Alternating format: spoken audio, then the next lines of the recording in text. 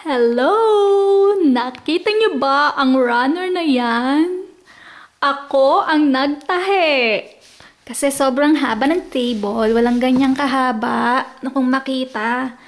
So, ayan. Nakita nyo? Tahing-tahi yan. Pati itong ilalim na to, inatouch ko yan. Tingnan nyo, ang back, professional. So amazing. Papakita ko ang aking sewing machine. Yun nga pala ang mga binili kong placemat para kakulay niyan.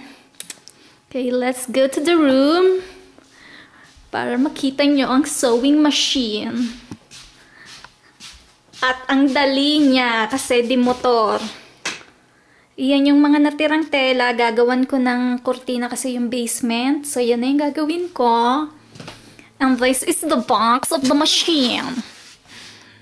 And ito yung pinagpraktisan kong unang-una, as in this is my first stitch. Kaya sabi ko, ang bilis gawin. Tingnan nyo, may zigzag siya, may ganon. And may choknut ako dyan. And ito siya. Very amazing. Ay, papakita ko rin pala sa inyo to.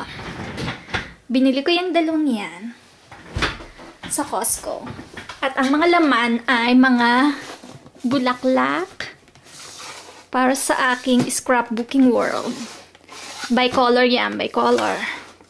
Tapos yung iba kagaya nito, orange kasi orange to. To yellow kasi malapit naman dito sa orange. Red and maroon, pink, blue, green. Isa mga blue din. Ito green and brown. Ito iba-ibang kulay. Ito rin.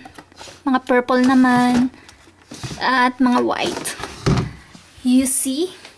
Dito naman sa kabilang side, mga roses. Mga kung ano-ano.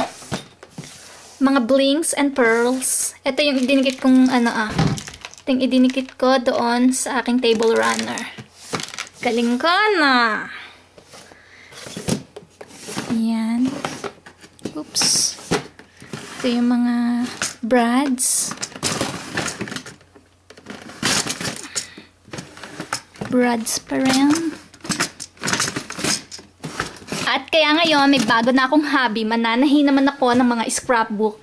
Pinapanood ko ngayon ay Survivor. Woohoo! Okay, bye!